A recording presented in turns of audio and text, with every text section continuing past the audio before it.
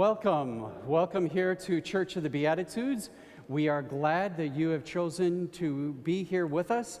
One of the things that I find especially intriguing about the Sunday mornings is before the service starts, I'm over there in my office and kind of finalizing everything.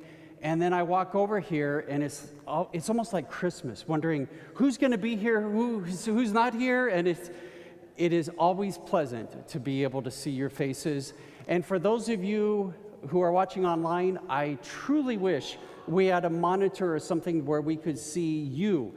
But we are thankful that you have taken the time, either watching us live or watching this at another time. And I believe that you will find in what is happening here today is a evolving Christianity, a different way of looking at Christianity and how significant that is in impacting our lives. So Janelle, what do we got going on? I was just going to say, the church life events are amazing at Beatitudes. Tell me more. They're out of this world amazing. Oh. Because we're talking about the Webb Telescope and outer space. Yes, today is our out of the world. Today is our last Sunday that we will be looking at the Webb Telescope and how it impacts us. Today we're looking at the future. Next Sunday, Jim Meadows will be speaking, and that's always a treat to have him here with us. And then the following week, we will be starting a brand new series. And I'm excited about this one. It's called Pick a God, Any God. So instead of pick a card, what we're going to do is it's a magic show? It is a magic show. You're going to be magic tricks? I'm doing magic. Oh, yeah. Great. So we do is we're going to be looking at the different ways in which God has been perceived. It's so easy to think there's just one way of looking at God. There is a multitude. And so we're going to be focusing on the ones that really have gained a lot of popularity and stand out. And that'll probably be about 3 to 4 weeks. So I'm excited about that series. Sounds good. I have a few announcements to share myself this morning. Please. Church life events. So first of all, I want to remind everybody that we still need volunteers and donations for our Justice Center Labor Day lunch. So if you haven't yet gave us a donation or signed up to volunteer, you can still see Dean Levine or Pastor Jim Meadows, and that will be next weekend. They will be preparing the food on Sunday the 4th and then serving it right at the Justice Center on the 5th. Also, save the date. Our Cruisin' Cuisines. That's up again, isn't it? It's up again. They are getting together on Thursday, September the 8th at 5 o'clock at Haas Murphy's in downtown Glendale, which is a German bistro. Wow.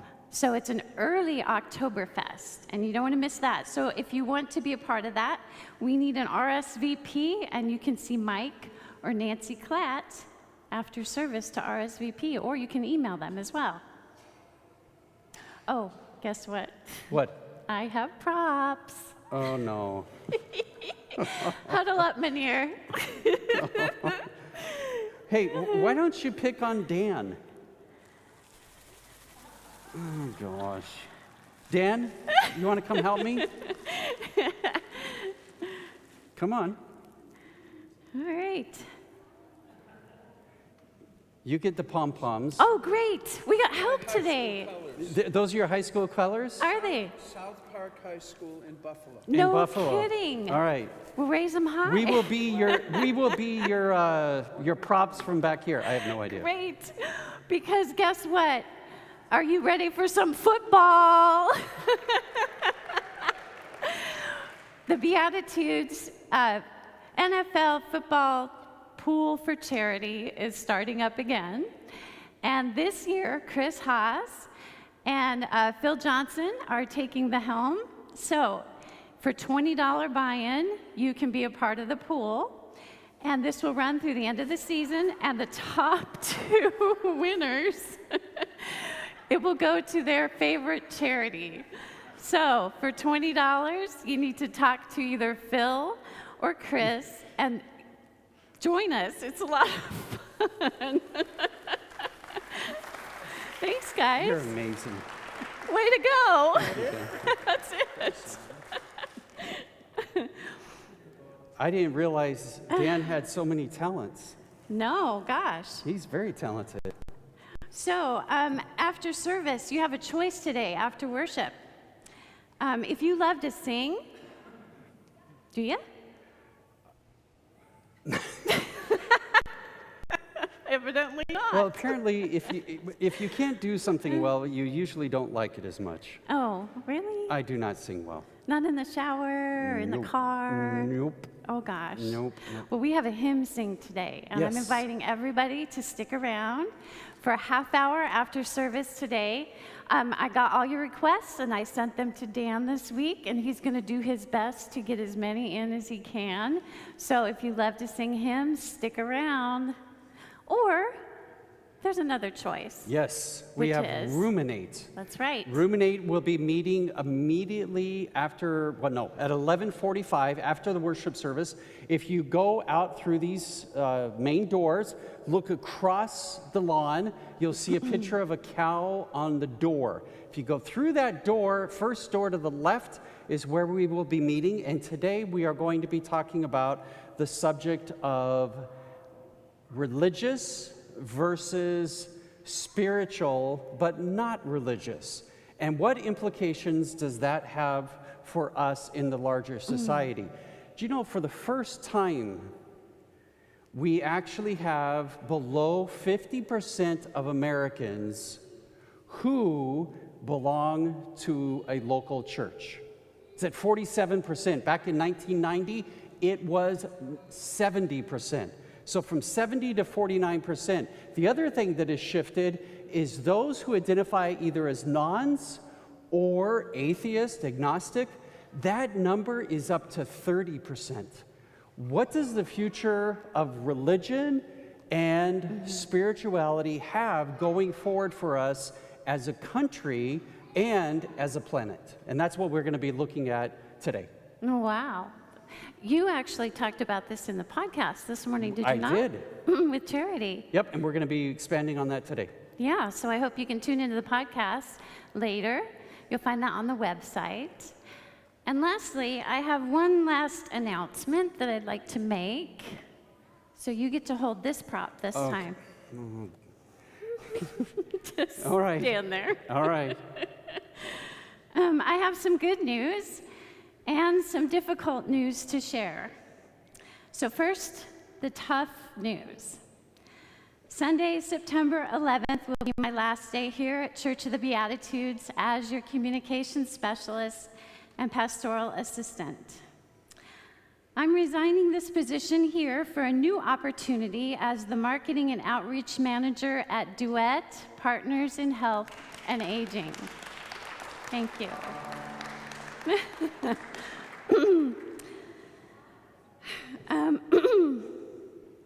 For those who don't know, Duet was founded by the late and amazing Reverend Dr. Dosha Carlson. And I interned there before I actually got employment here at the church with you all. And yes, this was not an easy decision for me to make. I've invested the last 4 years of my heart and my soul here at Beatitudes, and I've walked alongside you through a major building renovation, a global pandemic, and the joys and sorrows of shared community experiences. You, along with Tony, have taught me so much. You've stretched my intellectual, spiritual, and laughter muscles to new strengths, and for that, I am forever grateful. Now, I mentioned some good news. So while I sort of feel like I'm double dipping into two of the three most important communities in Dosha's life, the third being the Beatitudes campus, it is with a happy heart that I share that I will be sticking around this place and you can't get rid of me. Instead of working for you, I'm now going to be working with you. And I hope to continue to make this community famous I believe in what this church is about and the vision that Pastor Tony has for its future. My family has found a home here as well. So let's not say goodbye. Let's just say, what's next? There you go. And roll up our sleeves to see what Beatitudes is going to do for the next generation. I love you all. Thank you so much.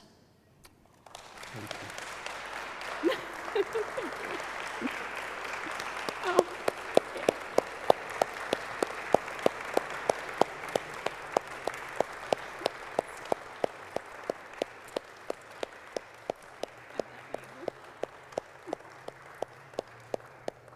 Thank you.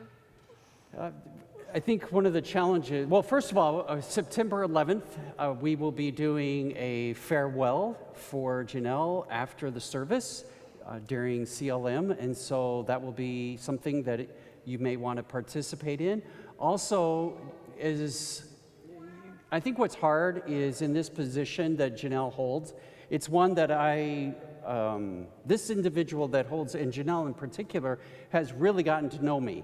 And that has its pluses and it has its minuses, as she will tell you.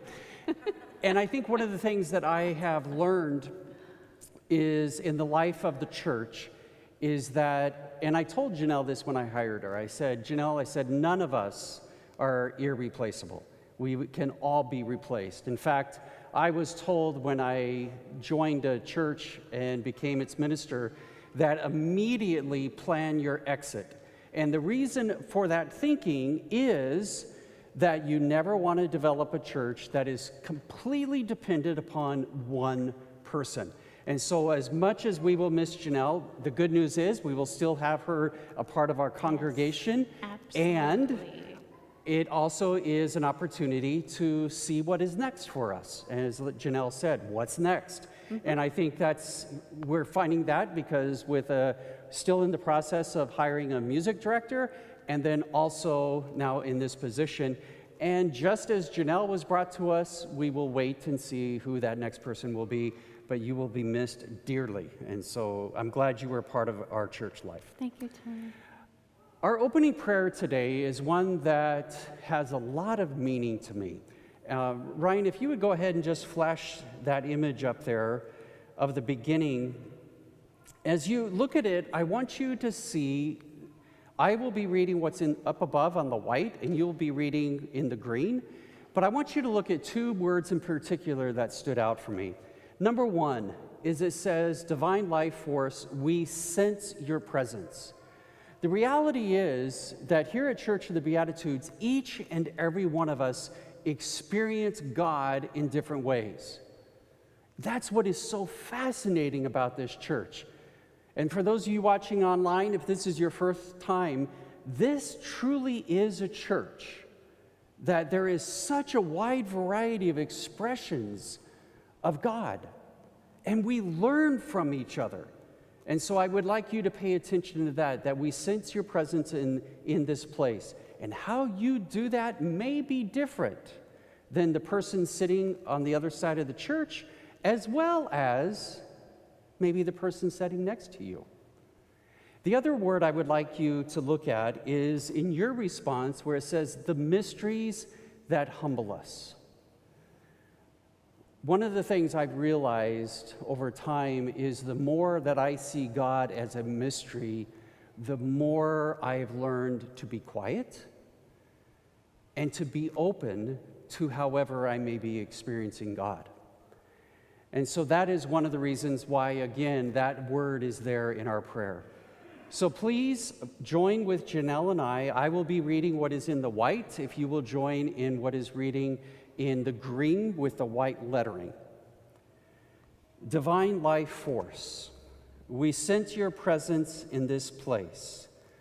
Awaken us again to the mysteries that humble us, the beauty that informs us, the companionship that sustains us, and the creativity that heightens and deepens our living.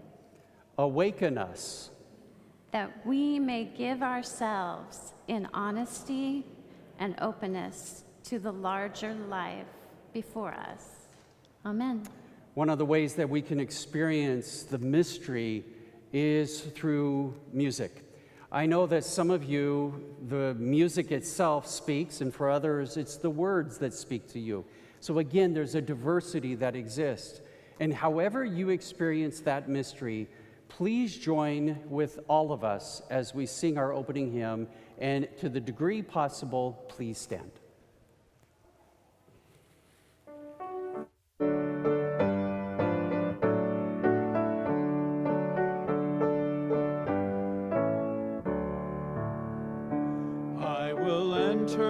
God's grace with thanksgiving in my heart. I will enter God's courts with praise. I will say this is the day that the Lord has made. I will rejoice, for God has made me glad. God has made me glad. God has made me glad. I will rejoice, for God has made me glad. God has made me glad. God has made me glad. I will rejoice, for God has made me glad. Let's try it again together. Ready? I will enter God's grace with thanksgiving in my heart. I will enter God's courts with praise. I will say this is the day that the Lord has made. I will rejoice, for God has made me glad. God has made me glad. God has made me glad. I will rejoice, for God has made me glad. God has made me glad. God has made me glad. I will rejoice, for God has made me glad.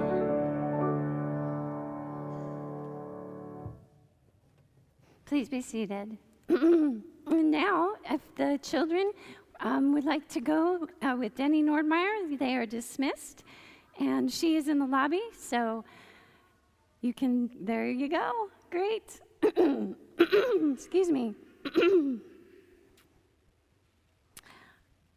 Over the past couple of weeks, we've been focusing our attention on the differences and similarities between the 21st century worldview of God and that of the ancients.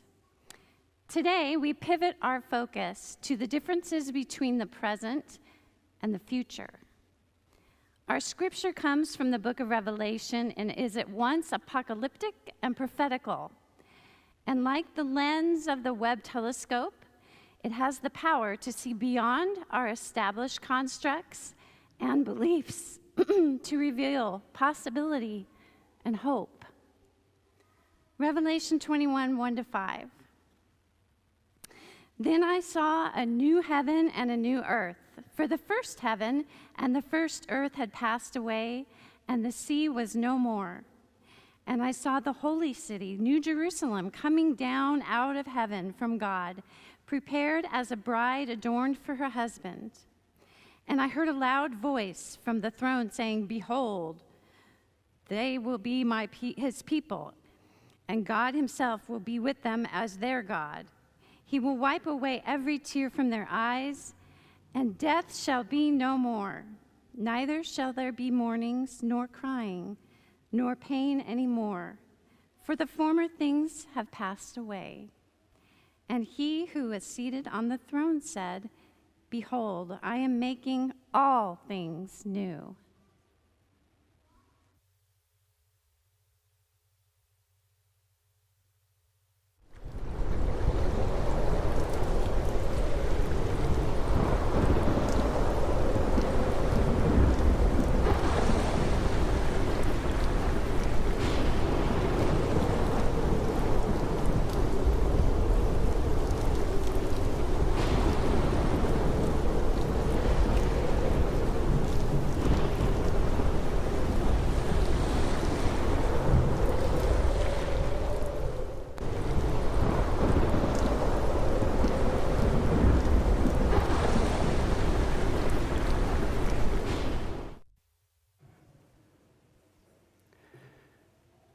Do thunderstorms give you goosebumps?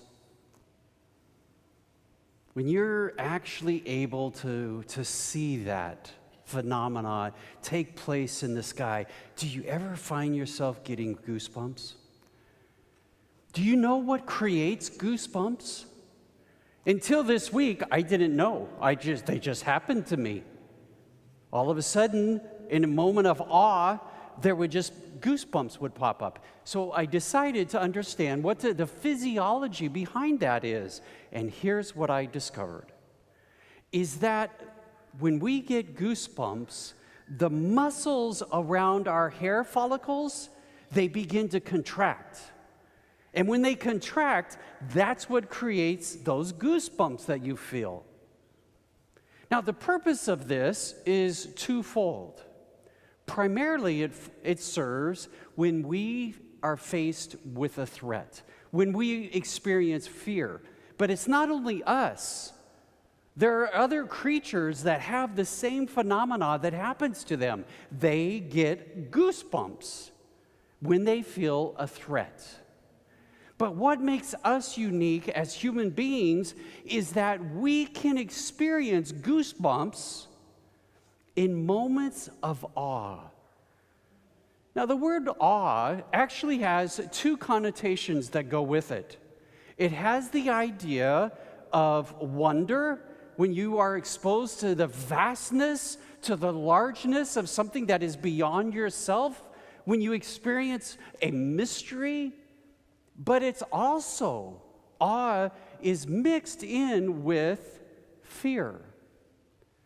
And so I don't know about you, but when I'm in a thunderstorm, there's a part of me that loves it, and there's a part of me that it kind of creates a little bit of fear, especially when they appear to be really close. But it's not just that gives me goosebumps. There's other moments that take place in life that just created in me this sense of awe. One of them is what happens down at La Jolla, California, twice a year. In La Jolla, California, at the pier there is a phenomena that takes place only twice a year, and people go there and they have their cameras and they line up hoping to get a picture like that. But not only that, but look at this next picture.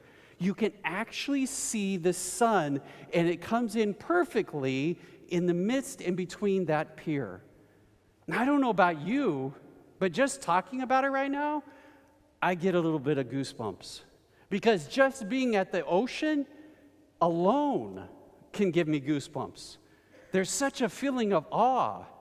Walking out on a pier, I don't know about you, but there are times when I walk out on a pier and I will stand, I'm so thankful they have railings, I'll stand right next to the railing and look down, which is really a stupid thing to do if you have fear of heights like I do. But in the midst of that, I have this feeling of wonder, but also this element of fear. I find the ocean to be fascinating, but it also scares me. That's the feeling of awe. Over the last year, we have had the opportunity to experience awe when it comes to the images that are coming to us from the Webb Telescope. We are beginning to see more and more the mass amounts of galaxies that are out there. The cosmos is far larger than we ever thought it was. We are beginning to look at the history or the earliest formation of stars. The Webb Telescope has answered a lot of our questions, but it's also created a lot more of them.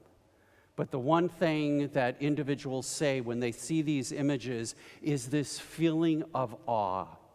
There's this vastness that is out there that we never had a clue about. But here's the beauty of it. Awe, that emotion, awe, can have a positive effect upon ourselves and upon our planet. You see, before the ancients could see beyond the naked eye when they looked in the sky, their hope, what gave them a sense of awe, was something that they created, a myth that they created in their minds. In the text that was read for us, Janelle shared, was in Revelation. That was their hope. That's what they believed in. That's what gave them a sense of awe. The mystery that somehow God was going to intervene in our world and create a new heaven and a new earth. But the writer of Revelation wasn't the first one to come up with this idea. It's actually found back in Isaiah. So from very early on, humanity has realized that the world is at a place where at times we feel there's no hope. And the only way that we can have hope when it comes to the future is to actually believe that God will intervene in our world and create again, this time a new heaven and a new earth, and in the midst of that will be the new Jerusalem. Well, we've learned so much since then. And with those discoveries, we begin to realize that these hopes may not be as realistic as they hoped back then. What I'd like to share with you today is that I believe that emotion of awe can actually evolve into a sense of hope for the future. When we experience awe, be it by looking at these photos or other things that come in our life. I don't know about you, but I'm ready to experience awe once I'm done preaching. And it's going to come from Dan. I've asked Dan to play a song that, to me, continues to give me goosebumps. It creates in me a sense of awe. Music does that. Art does that.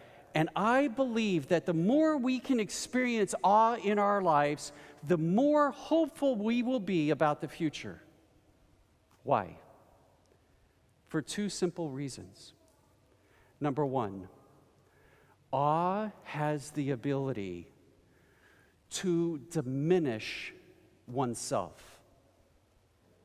Awe has the ability to diminish one's self.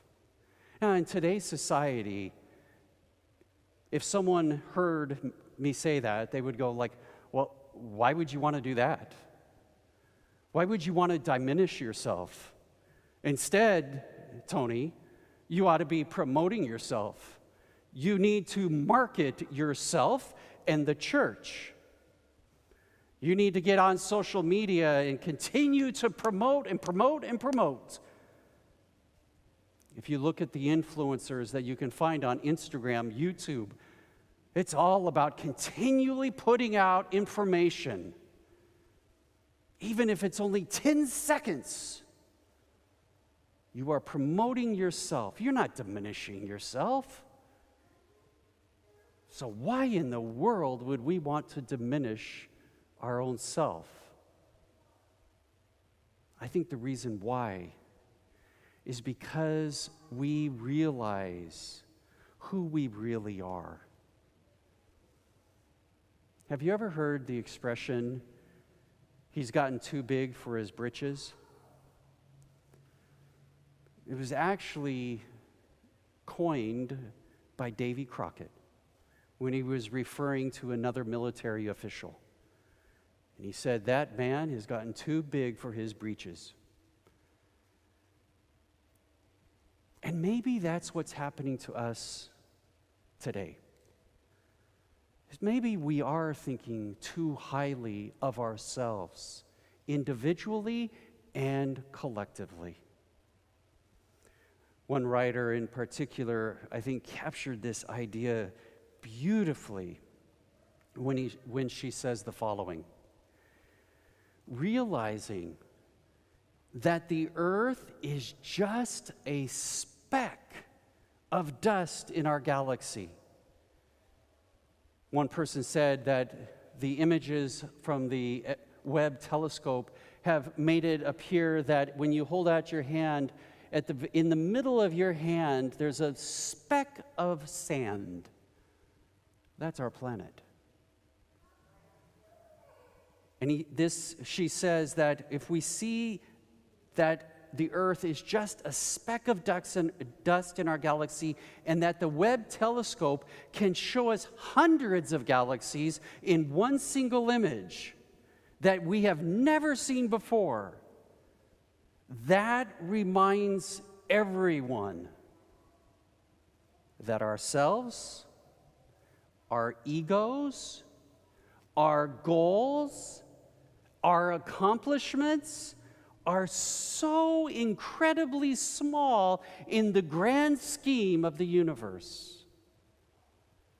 I don't know about you, but there are times when I get so wrapped up in my life, my job, my family, my church, that I get too big for my britches. But what these images from the Webb Telescope are teaching us is that this diminishment of oneself can actually be a positive thing. She goes on and says, to the extent that people feel less big, they are less likely to be driven by entitlement and narcissism. You see, folks, it's not just about you. It's not just about me. Now, the smallness that I am talking about is different than this idea of one's self-esteem and one's self-worth. I am not bringing those two together, and I understand that there are people that really struggle in their mental health when it comes to their sense of feeling comfortable with who they are and the value they have. So I'm not downplaying that. But there's something about understanding you in this larger realm of the universe that can create this sense of a future, especially when we allow this emotion, awe, to help us give hope for the future in the second way, and that is creating a sense of transcendence of oneself. See, it's one thing to think that we are small. It's another to be able to pull yourself back from yourself.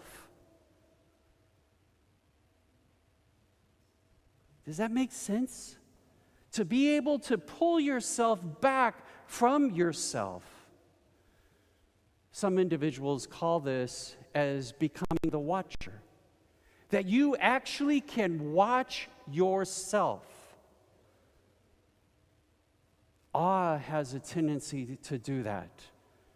Because when you recognize that you are small, you also recognize that your smallness, those people around you, they're just as small. And when you can pull back from yourself, all of a sudden you begin to connect in a different way with other people. It's more than just me and mine. Now it's us. I think one of the frustrations that I experience is that it is so easy to become myopic, to focus just on that. For me, that is myself, my health, my future, my family, my job. And when I do that, I have a tendency to mentally isolate myself from others because all my time and energy is on this. What awe does for us, especially the awe that comes from these images, what awe does is it takes our circle that we are confined to and it just expands it. And all of a sudden, you realize that the problems you are experiencing,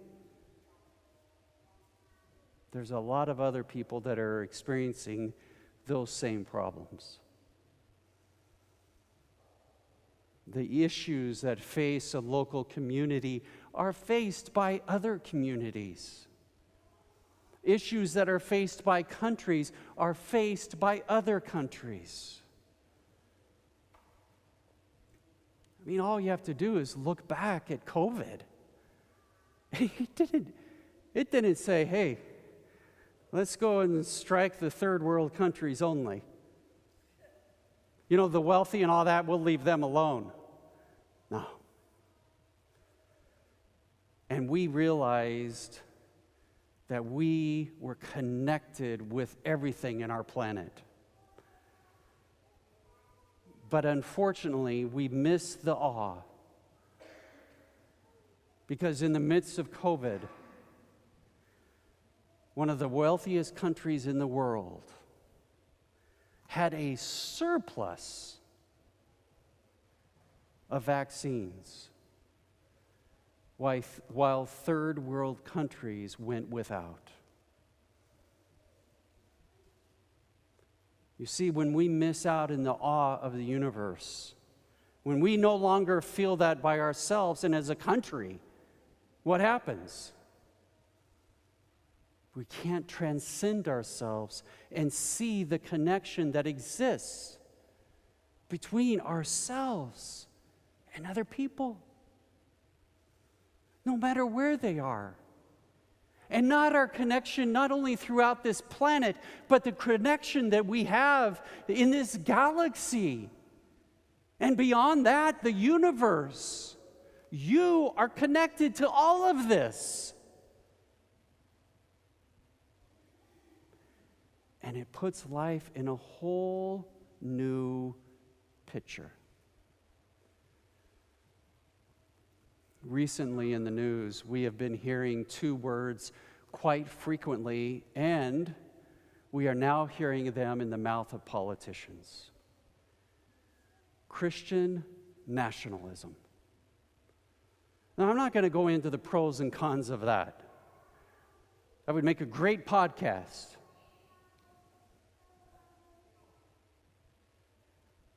But I can just tell you briefly why it bothers me. Is because it's too myopic.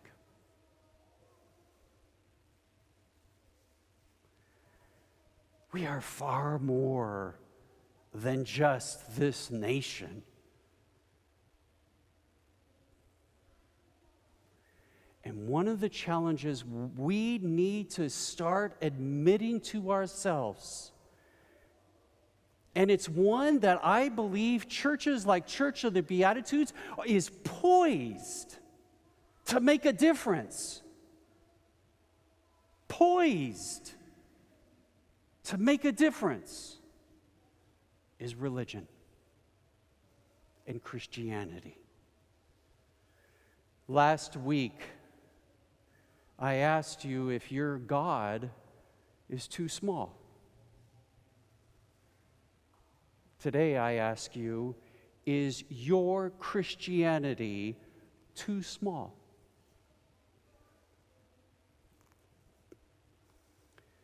Eckhart Tolle, and again, I know there's people that like him and others that just think he's too foo-foo.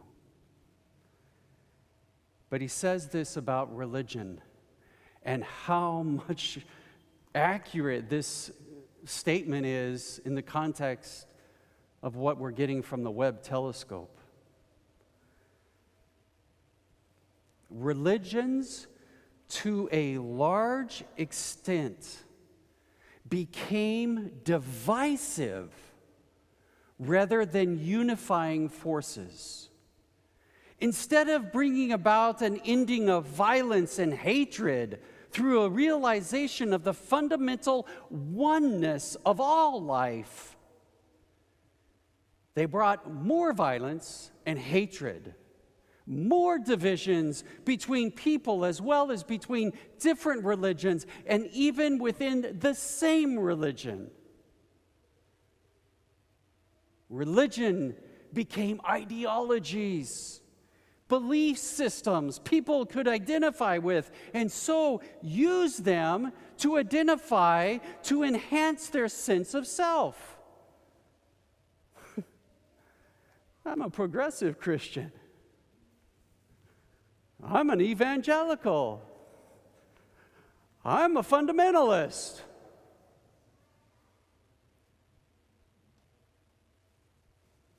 All based upon beliefs that we created or interpretations of the Bible that we are the most comfortable with. Through them, they could make themselves right and others wrong, and thus define their identity through their enemies, the others, the non-believers or wrong believers, who not infrequently they saw themselves even justified in killing. So I ask you, is your vision of Christianity too small? Are the beliefs of Christianity, as you behold them, as you see them, are they too small? Are they divisive, or are they unifying? Can you take your beliefs and imagine them being scattered across our planet? And if more people believed that, would it unify us? Would it bring us together?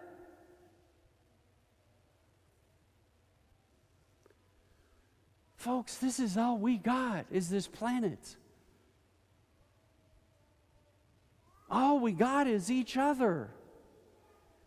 And I'm talking more than those of you in this room, those of you in Arizona, those of you in the United States.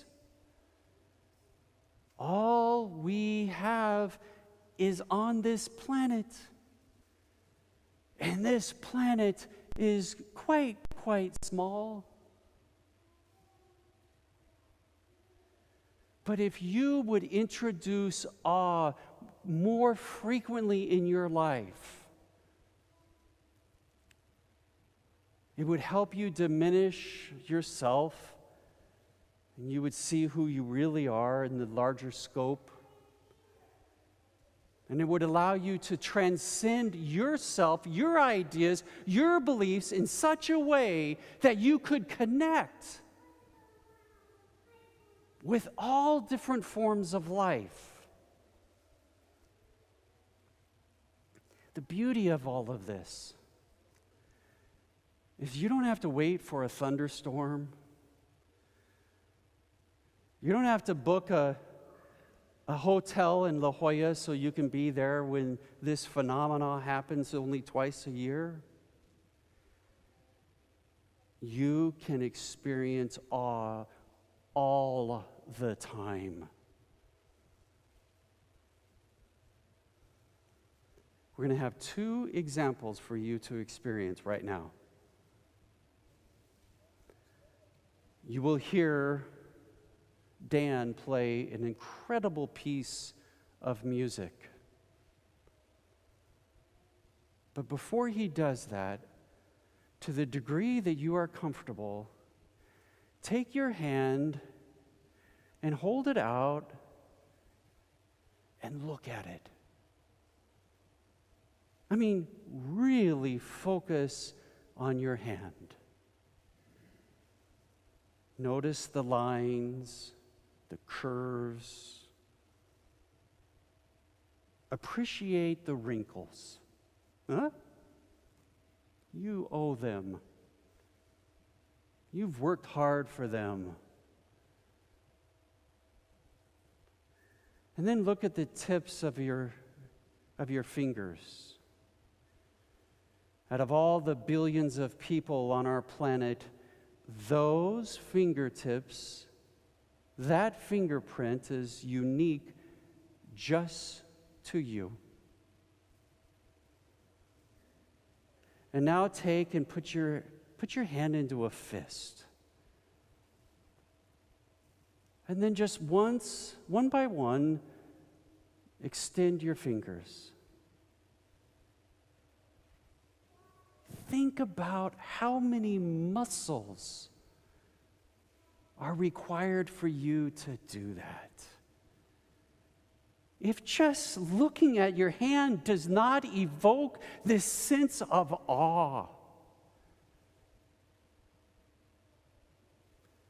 then look at your hand more often.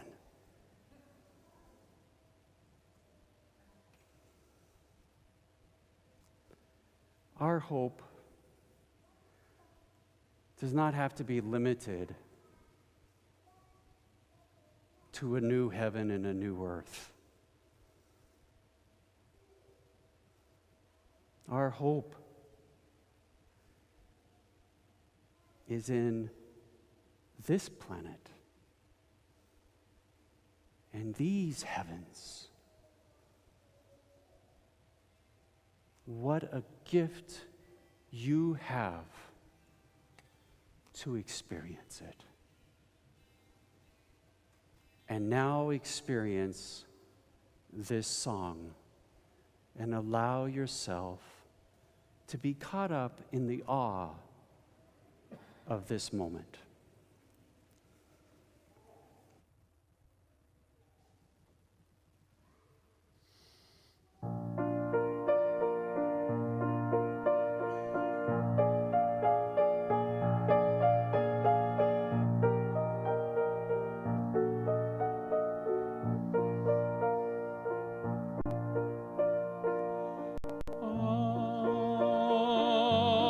Ave Maria,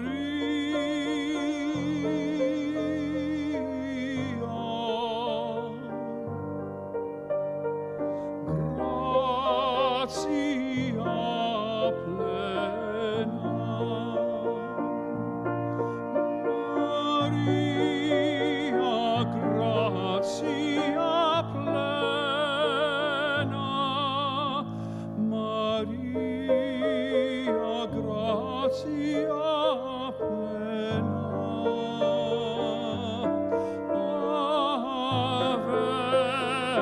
Ave Dominus,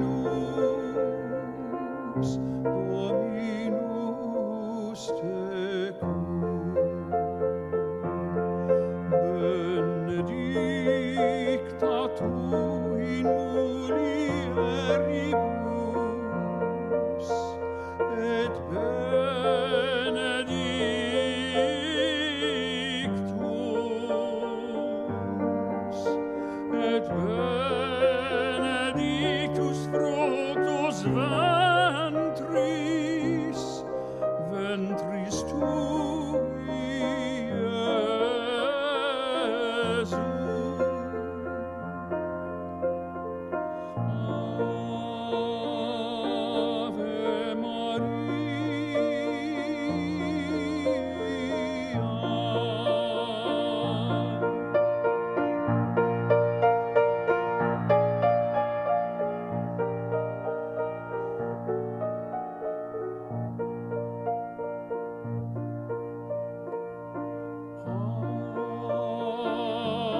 Ave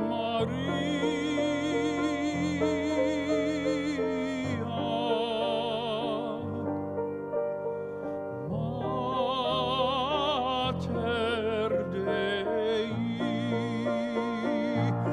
ora pro nobis peccatoribus, ora pro nobis, ora pro nobis peccatoribus, nunc et in hora mortis, in hora mortis nostrae, in hora mortis nostrae, in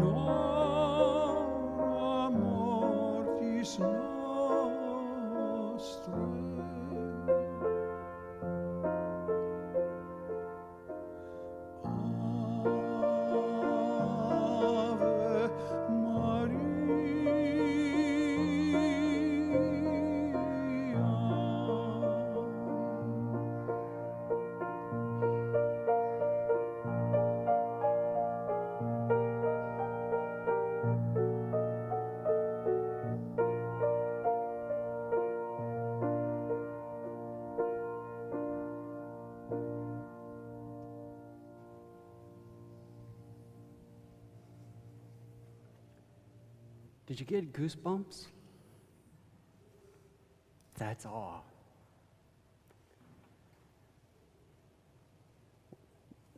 Thank you, Dan. I want to create another moment of awe for you.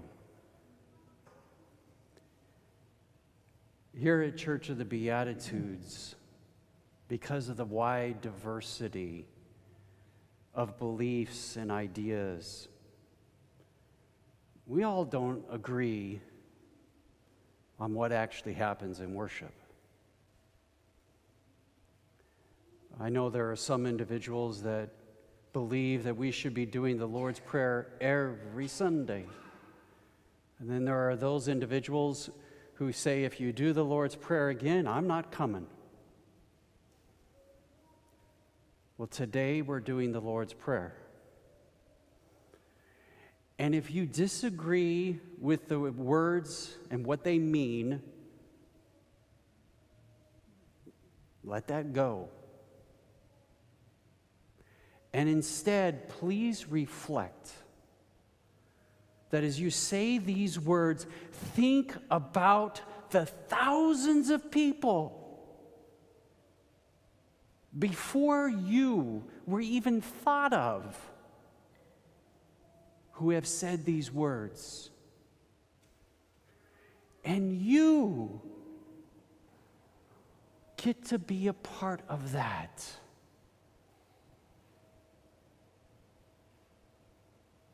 So please, let us join together as we pray the Lord's Prayer. Our Father, who art in heaven,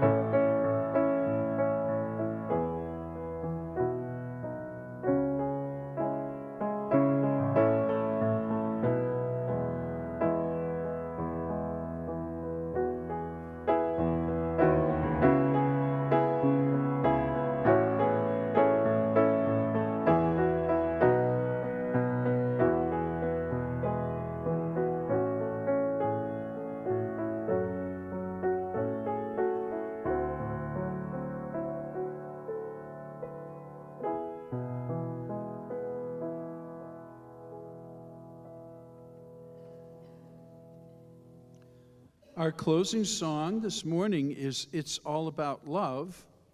And I think I might teach you the little chorus at the end. It would be the easiest part to learn. I'm not sure that you're familiar with this song. So I'm going to just sing it through the chorus and then try it with me. It's all about love. It's all about love. It's all about love and the kinds of things it does. Things like justice and compassion. It's all about love. That's the chorus part. And it's all about love. It's all about love. It's all about love and the kinds of things that it does. Things like justice and compassion. It's all about love. Let's try that. It's all about love. It's all about love. It's all about love and the kinds of things that it does. Things like justice and compassion. It's all about love. What does it mean to call myself a Christian? What does it mean to live out my faith? I do not think it's just the do's and don'ts. That's just not deep enough. It's all about love. It's all about love. It's all about love and the kinds of things that it does. It's all about justice and compassion. It's all about love. If you ask me why I'm drawn to Jesus, if you ask me why I follow Christ, I won't tell you I'm afraid of Judgment Day. That's just not deep enough. It's all about love. It's all about love. It's all about love and the kinds of things that it does. Things like justice and compassion. It's all about love. When I feel lost and everything's unwritten, when I'm not sure what choices to make, these simple words always help me to find my way. They're always deep enough. It's all about love. It's all about love. It's all about love and the kinds of things love has does. Things like justice and compassion. It's all about love.